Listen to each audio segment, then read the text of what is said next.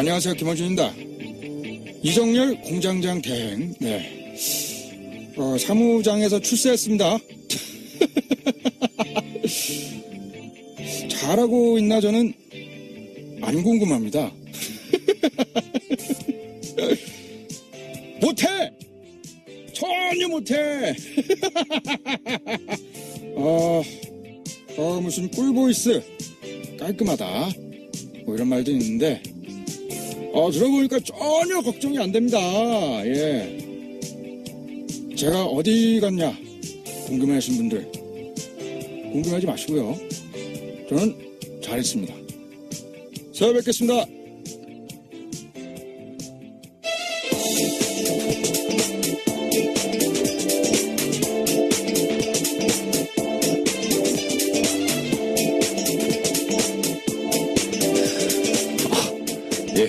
시사인의 김은지입니다. 제 내막을 좀 말씀을 드리자면 어젯밤에 오프닝을 제가 작성을 하는데 오프닝을 쓰지 마라. 그래서 겁이 덜컥 난 거예요. 하도 오프닝 때 사고를 치니까 못하게 하는구나. 야, 언론 자유 탄압하는 뉴스공장 각성하라 이걸 준비했는데 따로 준비를 하셨다 그래서 이거였군요. 예. 지금 공장장의 목소리를 따라한 분이신 거죠? 저 잘 모르겠습니다. 네, 그냥 웃음소리에 포인트가 있는 것 같은데요. 예. 예, 절대로 동감할 수 없습니다. 네. 자, 바로 들어가죠. 이게 굵직굵직한 소식들이 지난밤에 이제 많이 나와서 오늘 저도 또 말씀드릴 부분들이 있어서 달려보겠습니다. 자, 공장문 열겠습니다. 가시죠. 네. 첫 번째 소식이요. 조윤선 전 장관에 대한 구속영장이 기각됐습니다. 조 전 장관은 청와대 근무 시절에 박근혜 정부 국정원에 특수활동비를 상납받은 혐의로 구속영장이 선고됐는데요. 서울중앙지법 오민석 영장전담 부장판사가 기각한 겁니다. 네. 사유는 다음과 같은데요. 수수된 금품의 뇌물성 등 범죄 혐의에 대해서는 다툼의 여지가 있다라는 거고요. 또 수사 및 별건 재판의 진행 과정 등을 비추어 볼 때 도망 및 증거인멸에 염려가 있다고 보기 어렵다라는 겁니다. 네. 많은 분들께서 새벽에 눈을 뜨시고 나서 바로 혈압을 급상승시킨 뉴스였죠. 근데 이 좀 송구스러운 말씀인데 저는 이거 좀 예상이 되는 거였어요. 어제 그래서 말씀을 좀 드리기가 좀 조심스러웠었는데 일단 이거 1인 2역을 할 수도 없고 네, 예. 영장 전담 다시 수석으로서 이게 미니 인터뷰를 좀 하셔야 될 것 같아요. 본연의 업무로 돌아가서 지금 그 조윤선 전 장관에 대해서 구속영장 청구가 기각이 되면서 영장 청구 기각 사유를 밝힌 게 아까 김 기자님께서 말씀드린 내용대로입니다. 수수된 금품의 뇌물성 등 범죄 혐의에 대해서 다툼의 여지가 있다. 그러니까 항상 말씀드리지만 다툼의 여지가 있다 이 말씀은 피의자가 주장하는 내용이 그대로 밝혀진다면 무죄가 선고될 가능성이 있기 때문에 그래서 이런 경우에는 범죄 혐의가 제대로 이제 나중에 유죄가 선고될 거라고 어느 정도 인정되지가 않기 때문에 그래서 구속할 수 없다는 그런 이유인데요. 그 근거가 된 게 이제 수수된 금품의 뇌물성. 조윤선 전 장관이 정무수석 시절에 돈을 국정원으로부터 받았는데 이게 그럼 뇌물이 아니라는 거냐? 네, 이게 이 상식하고 또 좀 어긋날 수 있는데. 네, 매달 500만 원씩 5천만 원 가량의 돈을 받았다라고 그렇죠. 합니다. 예. 이 정무수석이라고 하는 자리하고 국가정보원이라고 하는 데하고 조직하고 비교를 해보면요. 우리가 일반적으로 뇌물이라고 생각을 할 때 어떤 경우냐면 내가 이러이러한 현안이 있는데 당신이 그거를 해줄 수 있는 자리에 있으니까 이것 좀 해줘라 하면서 금품을 주는 거잖아요. 그러면은 국가정보원 입장에서 볼 때 정무수석한테 그런 청탁을 할 만한 사유가 뭐가 있을까? 사실 따져보면 없어요.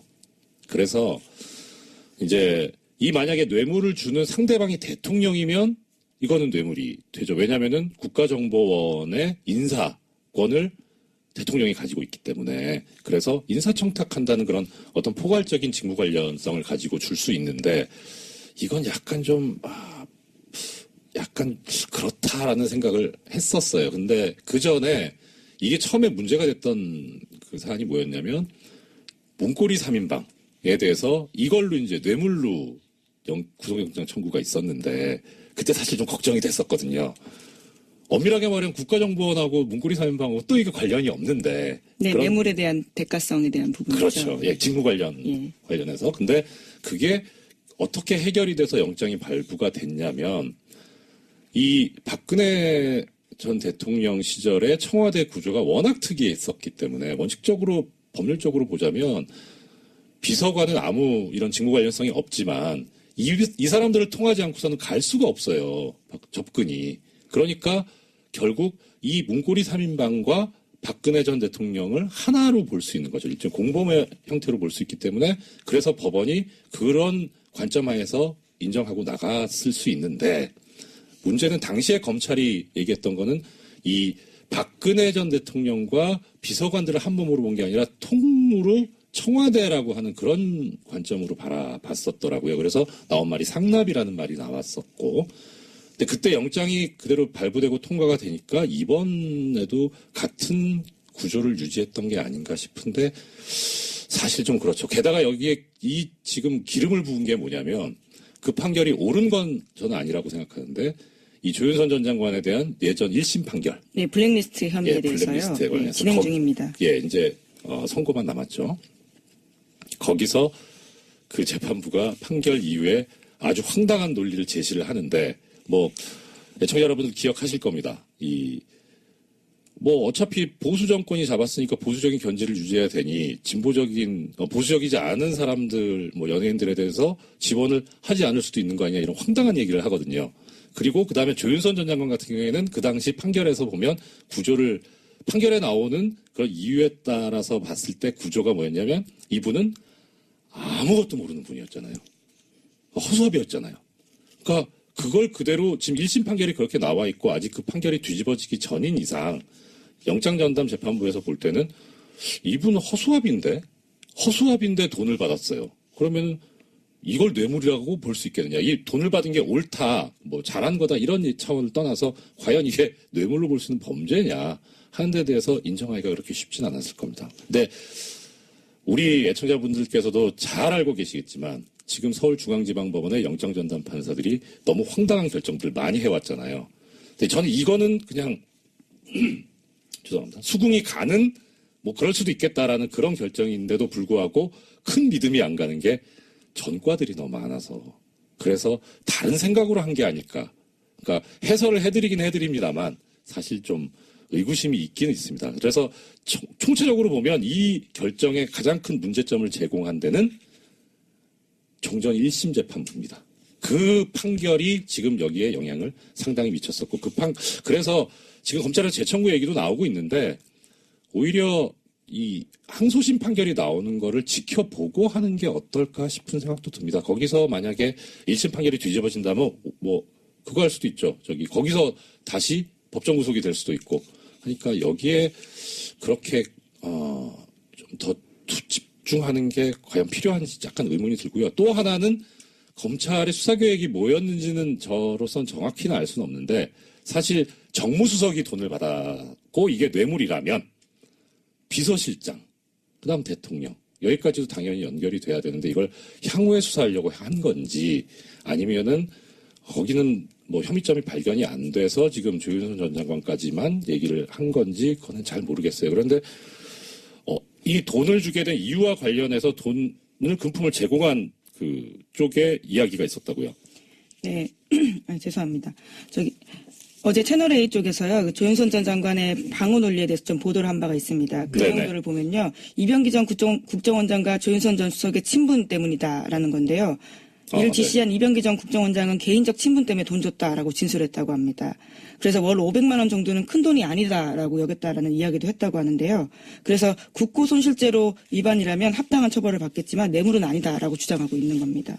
국고손실죄가 더 센데 원래 왜 이러시는지 모르겠어요. 근데 뭐 그렇다면은 액면 그대로 받아들이면 이 말이 진실일 수도 있을 것 같아요. 근데 이 말이 진실이더라도 더 아프죠. 우리 국민들 입장에서 보면 아니 도대체 이건 무슨 우리가 뭐 뼈 빠지게 벌어가지고 일해서 벌은 거 가지고 세금 내는데 그걸 자기들 이렇게 후배가 불쌍해 보여가지고 주는 이런 돈으로 쓰였다는 게 네, 월 500이 큰 돈이 아니다라는 주장도 좀 황당하고요. 게다가 검찰에서는 돈 준 방식에 대해서는 주목하고 있는데 네. 잡지에 현금 봉투 끼워서 조심히 그러니까 몰래 줬다라는 거거든요. 이제 그만큼 이 돈을 주는 것이 적당하진 않다라는 것을 스스로 인식했다라고 판단하는 거죠.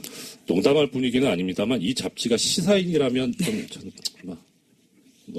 어느 정도는 정상 참작의 여지가 있지 않나? 네. 청와대에서 시사인을 현금 봉투에 끼워서 줬다면 그것도 놀라운 뉴스겠네요. 네.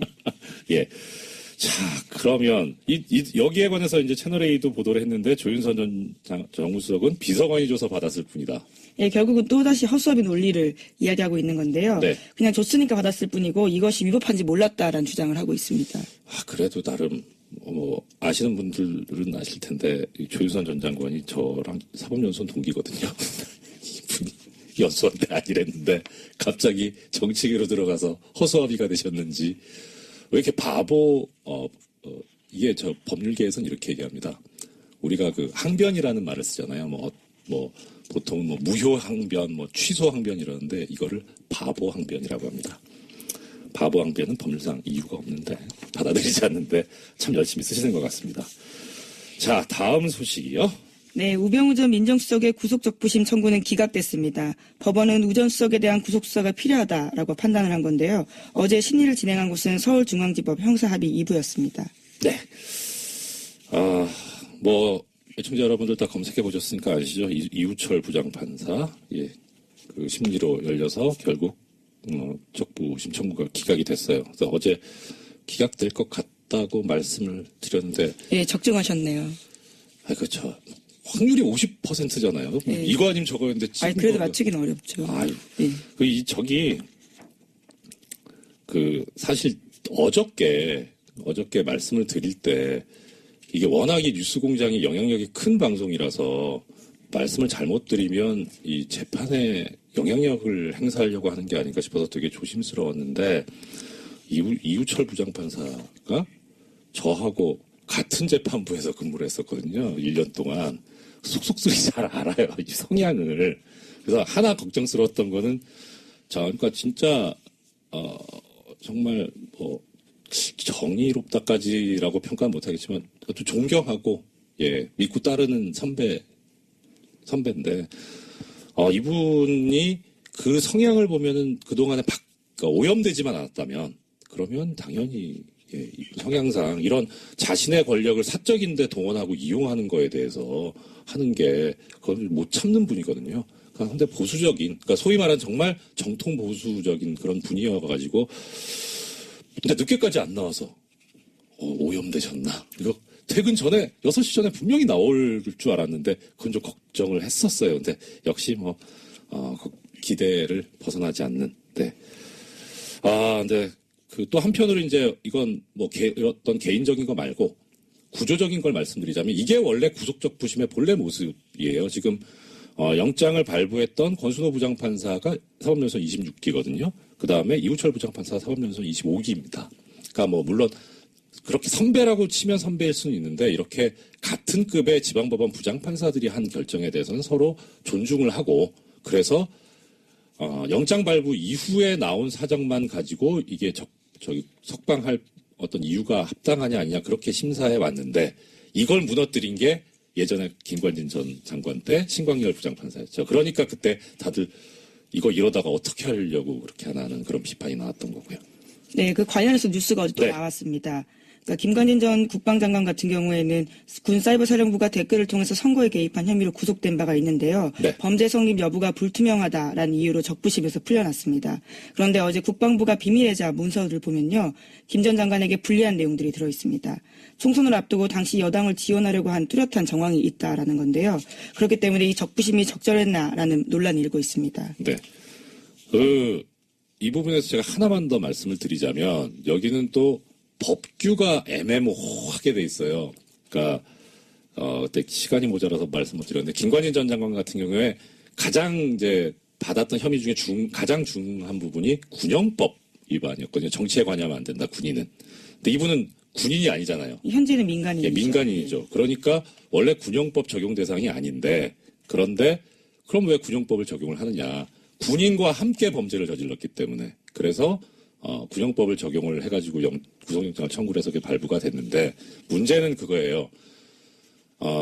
정부조직법인가에 보면 정확하게 지금 기억이 가물가물한데 국무위원, 그러니까 이 지금 장관은 국무위원이잖아요. 이 국무위원은 그 정치 관여하는 데서 처벌 조항이 없어요. 정치 관여를 하면 안 되지만, 정치 운동을 하면 안 되지만. 그래서 정무직 공무원의 경우에는. 그러니까 군형법에 따르면 원래 자기가 적용받는 그런 법인 국가공무원법이죠. 국가공무원법에 의하면 처벌 대상이 아닌데 공범이 되면 처벌받는 게 말이 되냐라는 논리를 들이댔던 거고 그게 먹혔었는데 재밌는 거는 2006년도에 이 비슷한 판례가 하나 있었어요. 대법원 판례가. 아마 그게 상당히 참고가 됐었을 거다라는 생각은 들긴 하지만 나중에 법이 바뀌어가지고 그래가지고 또 처벌의 대상이 된다고 바뀌었었는데 그 바뀐 법을 몰랐을 리가 없는 것 같은데 바뀌기 전 법을 적용해서 그래서 당시에 그래서 지금 조금 전에 말씀하셨던 거죠. 범죄 성립 여부가 불투명하다 해서 석방을 했는데 안 불투명합니다. 투명합니다. 범죄됩니다 이거. 네, 게다가 계속해서 증거들이 나오고 있어서요. 예, 그러니까 이 증거의 문제가 아니라 법적인 문제였었거든요. 그런데 뭐 지금 이렇게까지 되니까 이제 근데 뭐 마지막으로 이 부분에서 하나만 더 말씀드리자면 그 당시에 그 신광열 부장판사를 비롯한 서울중앙지방법원 형사수석부가 무슨 만행을 저지른 거냐면 이 군이 댓글을 달면서 정치에 관여한 부분에 대해서 새로운 증거가 정말 뭐 한 트럭이 나와도 구속적 부심에서 석방이 된 경우에는 피의자가 도주했거나 증거를 인멸한 경우가 아니라면 그걸 그 동일한 범죄 사실을 가지고 구속을 다시 할 수가 없어요. 새로운 증거가 아무리 나와도. 그래서 적부심이 그만큼 무서운 거거든요. 진짜 조심했어야 되는데 그렇게 하고 나니까 참 더 허탈한 거죠. 우리 국민들 입장에서 보면 증거는 계속 쏟아지고 있는데 법적으로 방법이 없으니까요. 네, 그런 문제가 있습니다. 예, 다음 소식은요. 네, 어제 한일 위안부 합의 검증 보고서가 나왔습니다. 이면 합의는 없었다라는 박근혜 정부 발표는 거짓말이었다라는 건데요. 비공개 합의문이 따로 있었습니다. 2015년 공개한 합의문에서 한국 정부는 주한 일본 대사관 앞에 소녀상에 대해서 적절히 해결되도록 노력한다라고 명시했는데요. 하지만 일본 요구로 만들어진 비공개 문건은 따로 있었습니다. 여기에서 어떻게 이전할 것인지 구체적으로 한국 정부 계획 묻고 싶다라고 하니까요. 한국 정부에서는 적절히 해결되도록 노력한다라는 내용을 넣었습니다. 뿐만 아니라 제3국에서 소녀상이나 기린비 설치하는 것이 적절하지 않다라는 일본 쪽의 이야기에 대해서도요. 노력하겠다라는 답을 했습니다. 네.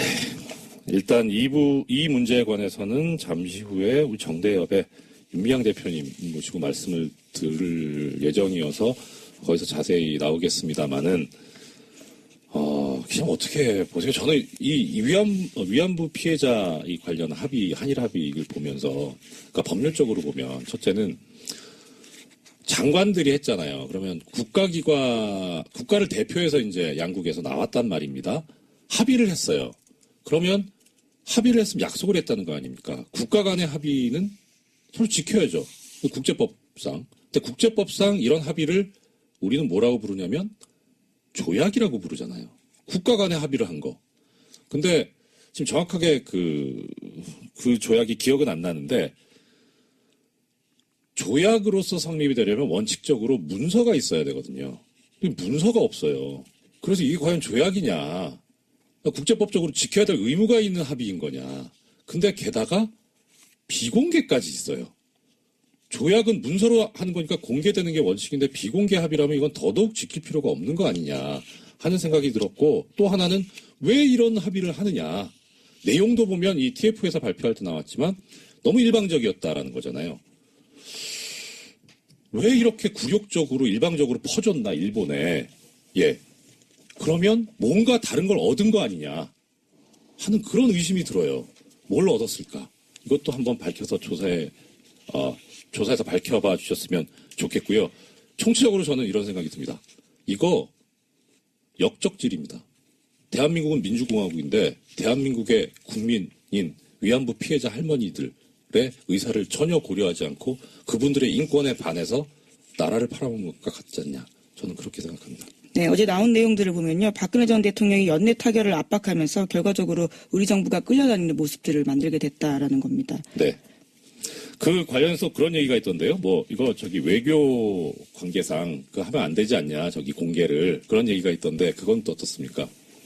네, 그와 관련해서 어제 윤병세 전 장관 같은 경우에는요, 네. 그런 주장들을 했습니다. 피해 할머니들이 고령이고 합의가 시급했기 때문에 관련된 사업들을 수용했다라는 이야기도 하고 있고요. 네. 예, 하지만 어제 또 불가역적 관련된 표현에 대해서도 나온 부분들이 있는데 네. 원래 굉장히 문제가 된 표현이지 않습니까? 그렇죠. 우리 쪽 요구와는 굉장히 다르게 쓰였다라고 하는데요. 일본 정부에 의해서 이 불가역적 표현이 오히려 일본에 유리하게 쓰였다라고 합니다. 예. 뭐 무슨 생각으로 시작한 건지 모르겠는데 이렇게 뭐 이용을 당했든 강하게 협력을 했든 간에 이거는 민족 반역적인 그런 책임을 면할 수가 없다. 저는 그런 생각입니다. 벌써 시간이 이렇게 되네요. 지금까지 시사인의 김은지였습니다. 감사합니다. 네, 고맙습니다. 한 해를 마무리하는 이 여론조사 내용에 대해서 이야기 들어보겠습니다. 어서 오십시오. 반갑습니다. 안녕하십니까. 네, 오랜만이네요. 어떻게 여기서 뵀는지. 저기, 우리 앞으로 맨정신에만 항상 보는 거. 자, 항상 전해주시는 내용, 우리 주 초중반에 우리 대통령, 그리고 정당의 여론조사 집계 결과 어떻습니까? 네, 이번에는 대통령하고 정당은 좀 짧게 넘어가고요. 네. TBS 의뢰로 2,000명 조사를 특별조사를 했어요. 네. 그걸 조금 더 길게 소개해드리겠습니다. 그 부분을 제가 더 길게 소개해 드릴게요. 저기 네. 리얼미터에서 연말을 맞이해가지고 우리 청취자님들을 위해서 평소보다 더 돈을 많이 들여가지고 자세하게 조사를 하셨다. 예. 네. 먼저 대통령 지지율을 말씀드리면요. 네. 지난주 주간 집계 대비 2.2%포인트 하락해서 네. 67.7%입니다. 부정평가는 0.6%포인트 상승해서 25.7%입니다. 네. 지난주 금요일 날 일간이 71.7%였는데요. 우리 성탄 연휴로 해서 월요일까지 쉬었잖아요. 그래서 그렇죠. 26일 날 첫 조사했는데 26일 날 70.3%로 빠졌습니다. 네. 그리고 어제 27일 수요일에 67.7%로 다시 빠졌습니다. 네네. 무슨 일이 있었는지 좀 봤더니 예. 제천에 직접 방문을 하시지 않았습니까? 예. 그 이후로 조금 많이 올랐어요. 네. 근데 며칠 지나는 동안에 언론이라든지 야권에서 제천 화재 참사에 대해서 정부 책임론을 상당히 길게 들고 나왔습니다. 이런 부분들이 있었고요. 그리고 극우 인터넷 매체 청와대 직원 탄저균 백신 접종 보도 있었고 네. 또 여기에 꼬리를 물고 일부 보수 언론에서 북한의 탄저균 공격 가능성 이런 보도까지 많이 양산되어 있었습니다. 네. 이것이 26일까지 있었는데요. 이것과 함께 임종석 실장 중동 석사 공세도 상당히 길게 지금 아직까지 진행되고 있고요. 네. 이런 다양한 어떤 요인들이 영향을 미친 것으로 보입니다. 지금 실장님 말씀해 주신 그런데 이 다양한 요인들을 보면 네. 다 가짜 뉴스 아닙니까 이거 다? 가짜 뉴스로 인해서 물론 뭐 그거야 뭐 판단은 이제 이 여론조사에 응하시는 또 국민 여러분들께서 하시겠습니다만은 가짜 뉴스로 인해서 이런 그것이 영향력을 미쳤다는 맞습니다. 것이 좀 언론이 얼마나 중요한 존재고 중요한 역할을 해야 되는지 사실 청와대 직원 500명에게 네. 탄저균 백신 접종을 시켰다 이런 부분들은 사실상 믿기 상당히 힘든 뉴스가 아니겠습니까? 네, 뭐 내부에서도 부정을 했고요. 제가 봤을 때는 이런 부분들은 아마 믿는 사람들은 거의 없을 것 같아요. 네. 그것보다 그 이후에 일부 보수 언론에서 나왔던 예. 탄저균을 매개로 해서 북한의 공격 가능성이라든지 네. 다양한 어떤 반개 언론 보도가 더 큰 문제가 아닌가 싶습니다. 예. 네. 근데 또 그 보도를 한 매체들을 보면 뭐 북한은 사실 못하는 게 없잖아요. 그렇죠. 예, 그 바닷속에서 어뢰를 타고 가서 저 천안함에 부딪히길 하질 않나. 네네. 예, 그 농협의 뭐죠? 전산망에 침투해가지고 거래 내역을 막 만들었다 지웠다 하잖아. 사실 그거 어떻게 막습니까? 그 대책이 뭔지 그 보도를 하는 보수 매체에서 좀 답을 줬으면 좋겠어요. 예, 뭐 여론조사하고 관련 얘기니까. 전반적으로 지난주, 지난주 해서 네. 언론하고 야당의 공세가 상당히 강화가 되고 있는 것은 분명한 사실인 것 같습니다. 네. 한 가지 짚고 넘어가야 될 것은 제천 화재 참사 현장 대통령께서 방문 후에 충청권에서 상당폭 결집을 했습니다. 네. 75.5%에서 80%까지 상승을 했었는데요. 예. 충청권에서 80%를 넘는 것은 잘 보기 힘든 지지율입니다. 예, 이게 네. 좀 조심해서 말씀드려야 되는데 일단 분석 차원에서 말씀드리자면 네. 이 대통령이 직접 현장을 이제 방문해서 했던 이야기. 네. 이런 상황에서는 대통령이 할 일은 욕이라도 먹어야 되는 거다, 유가족으로. 네, 그런 말씀을 하셨죠. 이게 네. 좀 인간적으로는 상당히 좀 와닿았던 그런 이야기였었던 것 같고 그래서 그러지 않았을까. 네, 안전 문제를 대통령이 직접 네. 책임질 수 없지 않습니까? 예. 관료 공무원들은 매개가 있고 또 그런 그 인적 요인뿐만 아니라 시설이라든지 네. 장비라든지 그런 요인이 있는데 그런 부분들 대통령이 한순간에 1년도 안 되지 않았습니까? 다 책임질 수 없기 때문에 네. 아마 대통령께서 그런 말씀을 하시지 않았나 싶습니다. 예, 그리고 더 나가서 좀 이제 화가 났던 거는 아니 이렇게 지금 실장님 말씀하신 대로 장비라든가 인력이라든가 이런 문제가 있는데 여기에 관해서 그럼 빨리 확충을 하고 네. 국가에서 지원을 해줘야 되는데 이걸 예산을 깎아버리니 예산을 깎아놓고 실제 가가지고는 소방관들의 처우 개선과 이 안전 화재 예방에 관한 법과 제도를 정비하겠다 이런 얘기를 하는 분들을 다 보면서 저분들은 어떻게 저렇게 얘기할 수 있을까? 그렇죠. 또 이 사안을 가지고서 또 공세로 역으로 또 들고 나오는 그런 부분들이 있기 때문에 네. 사실상 뭐가 뭔지 모르겠어요. 저도. 예, 뭐 하여튼 일단 언론이 설령 가짜 뉴스를 전한다고 하더라도 우리 국민 여러분들께서 정확하게 좀 파악을 하시고 판단을 해주셨으면 좋겠고 또 여기에 진실을 알고 계시는 분들이 쉬지 마시고 여러 군데 전파를 할 수 있도록 그렇게 해주셨으면 하는 그런 생각입니다. 예. 정당 부분 어떻습니까? 예, 정당 짧게 넘어가겠습니다. 네. 민주당도 하락했습니다. 1.2%포인트 하락해서 50.8%이고요. 한국당 역시 소폭 하락했습니다. 0.2%포인트 하락해서 네. 17.6%이고요. 바른정당이 안대표 척하고 통합 행보를 계속 이어가고 있는데요. 발음 잘하세요. 0.7%포인트 상승해서 6.4%입니다. 네. 정의당이 2주째 오름세를 보이고 있습니다. 0.6%포인트 상승해서 5.8%이고요. 국민의당은 여전히 3주째 약세를 보이고 있습니다. 0.1%포인트 하락해서 4.8%입니다. 예, 그리고 이번에 심혈을 기울여서 하신 현안조사. 네, 그 이전에 어떻게 조사 기회를 알려드려야 되는데. 이거 하면 끝나잖아요. 이번 주준조사는 TBS 의뢰로 화요일부터 수요일까지 이틀간 조사를 했습니다. 전국 19세 이상 성인 1,005명을 대상으로 했고요. 유무선 전화 면접과 자동 응답 방식으로 실시했고 네. 표본 오차는 95% 신뢰 수준 플러스 마이너스 3.1%포인트입니다. 응답률은 4.9%였습니다. 예, 청취자 여러분 아시겠습니다만은 오차 범위가 3.1%니까 더하기 빼기 3.1까지 감안해서 네, 생각하시면 그렇게 되겠다는 보셔야 될 것 말씀이죠. 같습니다. 네. 네. 예, 현안 어떤 내용이 있습니까? 예, 이번에는 사실상 국민의당이 분당이 현실화될 가능성이 높은데 네. 분당이 된다고 했을 때 새로운 정당 구도가 만들어지지 않습니까? 예, 예. 이 속에서 과연 정당 지지도가 어떻게 펼쳐질 것인지. 그리고 여기 관심 많잖아요. 네, 예, 또 그 이걸 이후에 예. 6.13 지방선거에서 어떻게 펼쳐질 것인지. 네. 그걸 중심으로서 좀 살펴봤는데요. 네. 그러니까 국민의당하고 바른정당이 통합한 정당이 하나 생기고 그리고 국민의당과 바른정당의 통합을 반대하는 네. 주로 이제 호남 의원분들이죠. 그분들을 정치 세력을 집어넣어서 조사를 해봤더니 네. 더불어민주당이 기존의 현재 정당 지지도보다 한 4.2%포인트 빠져가지고 47.4%가 나왔고요. 그래도 높네요. 네. 자유한국당 역시 0.6%포인트 하락해서 17.8% 정도 나옵니다. 네. 근데 여기서 봐야 될 게 국민의당하고 바른정당하고 통합정당이 얼마나 나왔냐면은 12.8%가 나왔는데요. 예. 이것은 통합하기 이전에 국민의당 6.8%, 바른정당 5.6%하고 합친 12.4%보다 0.4%포인트 높은 겁니다. 근데 사실상 통합의 효과는 상당히 미미하다라고 봐야 될 것 같습니다. 시너지가 지금 상당히 통합파의 근거인데. 네네. 예, 실제 조사상으로는 그렇게 많이 나오진 않는다. 네. 예. 여기서 한 발 더 들어가면 네.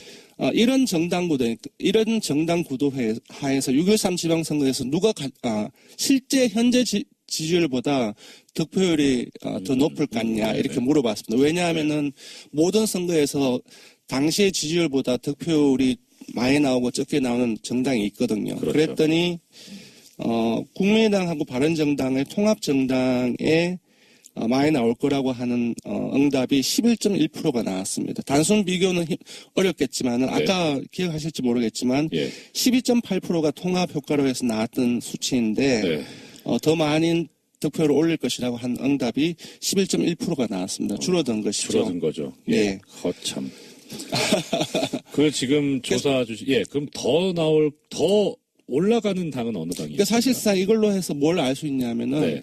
지금 현재 국민들 이 초반기에 쇼텀의 어떤 그 양당의 통합 효과하고 이후에 지방선까지 이어질 어떤 그 시너지 효과를 에 대한 전망을 이제 보는 것인데요. 네. 그것이 사실상 긍정적이지 않다라고 해석해야 될 것 같습니다. 네. 그럼 이 부분에 있다가 나오실 박지원 대표께 여쭤봐야 되겠네요.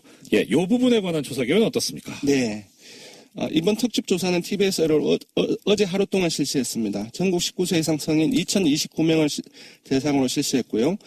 무선 유선 자동 응답 방식으로 실시했습니다. 표본 오차는 95% 신뢰 수준 플러스 마이너스 2.2%포인트, 응답률은 4.1%였습니다. 예, 현안 조사까지 하신다고 너무 고생 많으셨고 한 해 동안 좋은 소식 전해주셔서 고맙습니다. 지금까지 리얼미터의 권순정 조사 분석 실장님이었습니다. 감사합니다. 고맙습니다. 받은 혐의로 구속영장이 청구됐는데요.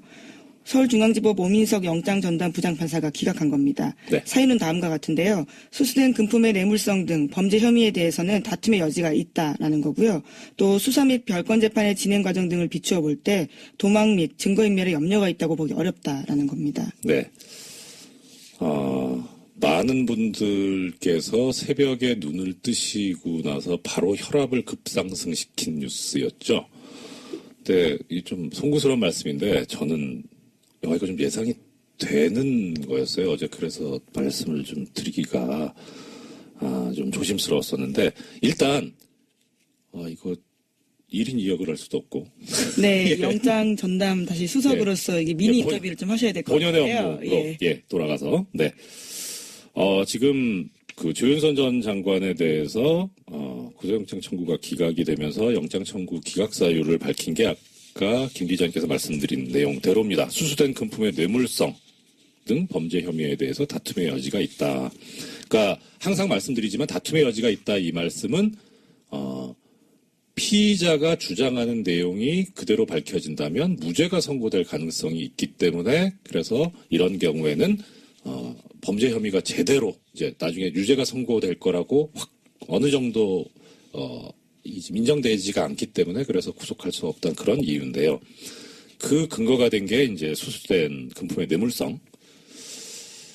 조윤선 전 장관이 정무수석 시절에 돈을 국정원으로부터 받았는데 이게 그럼 뇌물이 아니라는 거냐? 네, 이게 이 상식하고 또 좀 어긋날 수 있는데. 네, 매달 500만 원씩 5천만 원 가량의 돈을 받았다라고 그렇죠. 합니다. 예. 이 정무수석이라고 하는 자리하고 국가정보원이라고 하는 데하고 조직하고 비교를 해보면요. 우리가 일반적으로 뇌물이라고 생각을 할 때 어떤 경우냐면 내가 이러이러한 현안이 있는데 당신이 그거를 해줄 수 있는 자리에 있으니까 이것 좀 해줘라 하면서 금품을 주는 거잖아요. 그러면은 네, 안녕하세요. 김원준입니다. 이정열 공장장 대행. 네. 사무장에서 출세했습니다. 잘하고 있나 저는 안 궁금합니다. 못해! 전혀 못해! 무슨 꿀보이스 깔끔하다 뭐 이런 말도 있는데 들어보니까 전혀 걱정이 안 됩니다. 예. 제가 어디 갔냐 궁금해하신 분들 궁금해하지 마시고요. 저는 잘했습니다. 새해 뵙겠습니다.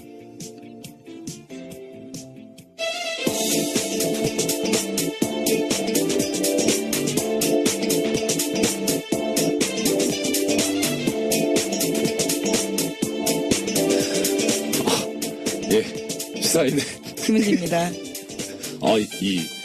제 내막을 좀 말씀을 드리자면 어젯밤에 오프닝을 제가 작성을 하는데 오프닝을 쓰지 마라. 그래서 겁이 덜컥 난 거예요. 하도 오프닝 때 사고를 치니까 못하게 하는구나. 야, 언론 자유 탄압하는 뉴스공장 각성하라 이걸 준비했는데 따로 준비를 하셨다 그래서 이거였군요. 예, 지금 공장장의 목소리를 따라한 네. 분이신 거죠? 저 잘 모르겠습니다. 네, 그냥 웃음소리에 포인트가 있는 것 같은데요. 예. 예, 절대로 동감할 수 없습니다. 네. 자, 바로 들어가죠. 이게 굵직굵직한 소식들이 지난밤에 이제 많이 나와서 오늘 저도 또 말씀드릴 부분들이 있어서, 네. 달려보겠습니다. 자, 공장문 열겠습니다. 가시죠. 네. 첫 번째 소식이요. 조윤선 전 장관에 대한 구속영장이 기각됐습니다. 조 전 장관은 청와대 근무 시절에 박근혜 정부 국정원의 특수활동비를 연결이 돼야 되는데 이걸 향후에 수사하려고 한 건지 아니면은 거기는 뭐 혐의점이 발견이 안 돼서 지금 조윤선 전 장관까지만 얘기를 한 건지 그거는 잘 모르겠어요. 그런데 이 돈을 주게 된 이유와 관련해서 돈을 금품을 제공한 그 쪽에 이야기가 있었다고요. 네, 죄송합니다. 어제 채널A 쪽에서요, 조윤선 전 장관의 방어 논리에 대해서 좀 보도를 한 바가 있습니다. 그 네네. 내용들을 보면요, 이병기 전 국정원장과 조윤선 전 수석의 친분 때문이다라는 건데요. 이를 지시한 이병기 전 국정원장은 개인적 친분 때문에 돈 줬다라고 진술했다고 합니다. 그래서 월 500만 원 정도는 큰 돈이 아니다라고 여겼다라는 이야기도 했다고 하는데요. 그래서 국고손실죄로 위반이라면 합당한 처벌을 받겠지만 뇌물은 아니다라고 주장하고 있는 겁니다.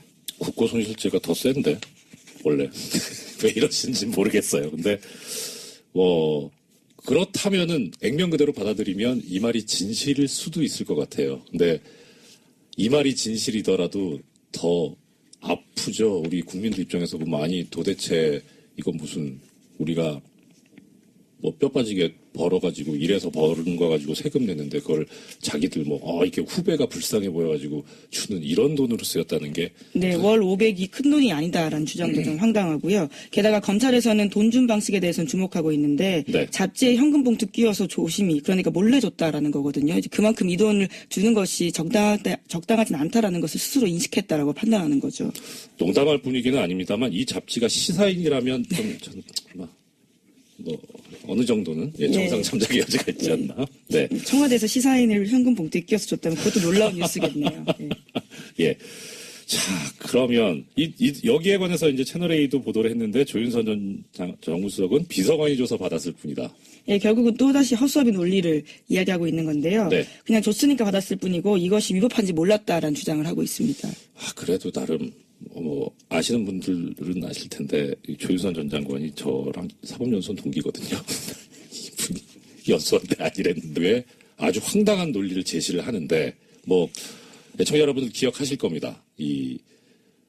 어차피 보수 정권이 잡았으니까 보수적인 견제를 유지해야 되니 보수적이지 않은 사람들 연예인들에 대해서 지원을 하지 않을 수도 있는 거 아니냐 이런 황당한 얘기를 하거든요.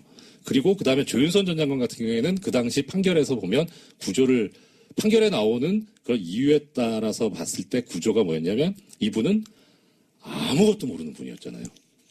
허수아비였잖아요.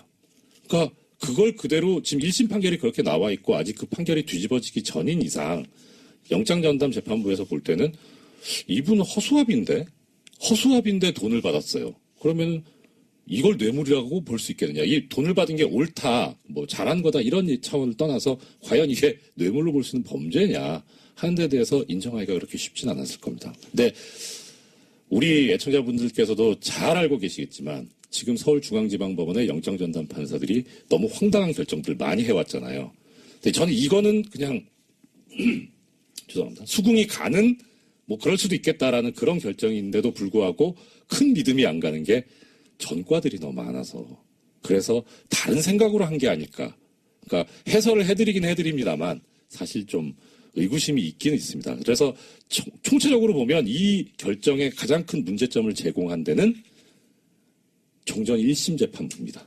그 판결이 지금 여기에 영향을 상당히 미쳤었고 그래서 지금 검찰에서 재청구 얘기도 나오고 있는데 오히려 이 항소심 판결이 나오는 거를 지켜보고 하는 게 어떨까 싶은 생각도 듭니다. 거기서 만약에 1심 판결이 뒤집어진다면 그거 할 수도 있죠.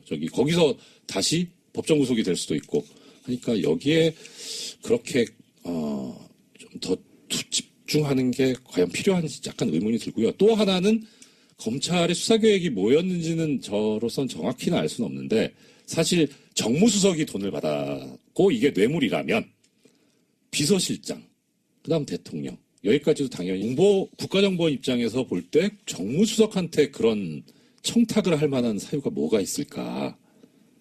사실 따져보면 없어요. 그래서 이제 이 만약에 뇌물을 주는 상대방이 대통령이면 이거는 뇌물이 되죠. 왜냐하면은 국가정보원의 인사권을 대통령이 가지고 있기 때문에 그래서 인사청탁한다는 그런 어떤 포괄적인 직무 관련성을 가지고 줄 수 있는데 이건 약간 좀 약간 그렇다라는 생각을 했었어요. 근데 그 전에 이게 처음에 문제가 됐던 그 사안이 뭐였냐면 문고리 3인방에 대해서 이걸로 이제 뇌물로 구속영장 청구가 있었는데 그때 사실 좀 걱정이 됐었거든요. 엄밀하게 말하면 국가정보원하고 문고리 3인방하고 또 이게 관련이 없는데. 네, 뇌물에 대한 대가성에 대한 부분이죠. 그렇죠. 예, 직무 관련해서. 근데 그게 어떻게 해결이 돼서 영장이 발부가 됐냐면 이 박근혜 전 대통령 시절에 청와대 구조가 워낙 특이했었기 때문에 원칙적으로 법률적으로 보자면 비서관은 아무 이런 직무 관련성이 없지만 이 사람들을 통하지 않고서는 갈 수가 없어요. 접근이. 그러니까 결국 이 문고리 3인방과 박근혜 전 대통령을 하나로 볼 수 있는 거죠. 일종의 공범의 형태로 볼 수 있기 때문에 그래서 법원이 그런 관점 하에서 인정하고 나갔을 수 있는데 문제는 당시에 검찰이 얘기했던 거는 이 박근혜 전 대통령과 비서관들을 한 몸으로 본 게 아니라 통으로 청와대라고 하는 그런 관점으로 바라봤었더라고요. 그래서 나온 말이 상납이라는 말이 나왔었고 근데 그때 영장이 그대로 발부되고 통과가 되니까 이번에도 같은 구조를 유지했던 게 아닌가 싶은데 사실 좀 그렇죠. 게다가 여기에 이 지금 기름을 부은 게 뭐냐면 그 판결이 옳은 건 저는 아니라고 생각하는데 이 조윤선 전 장관에 대한 예전 1심 판결. 네, 블랙리스트 혐의에 블랙리스트에 대해서요. 관해서 네, 진행 중입니다. 예, 이제 선고만 남았죠. 거기서 그 재판부가 판결 이후